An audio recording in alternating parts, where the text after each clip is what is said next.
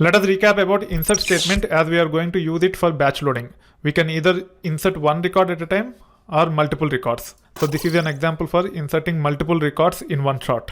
We can have multiple records as part of the values like this. Inserting one record at a time is typically used to insert records for transaction-based use cases, which means we tend to use that approach for mobile or web applications while serving the user requests with respect to transactions. For batch processing, we typically try to insert multiple records at a time for performance reasons. At times, we even might consider native database utilities for batch loading into table. Example is copy with respect to Postgres. However, it is out of the scope at this time. This process is also known as direct path load. Let's create the connection object.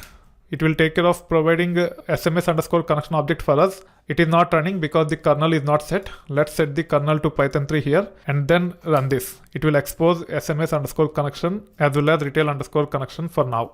Now we ran and we should be able to create the table users by running this. You can see that the table is dropped and then recreated. Now we are trying to insert 3 records in one shot. So we are creating a cursor object, then we are creating query object of type string, which contain insert into users and the columns which we are trying to insert. There are 6 columns here. As we have 6 columns as part of the values, in circle brackets, we have 6 placeholders in the form of %s. Then users is of type list.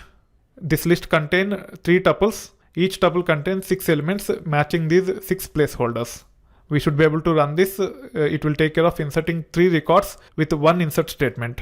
Once we run this, we should be able to validate by connecting to the database directly using this approach with a Jupyter Notebook. And then we should be able to run this to actually get the users that are inserted in the users table. For some reason, it is taking a bit of time. Once it is done, you will be able to see 3 records here.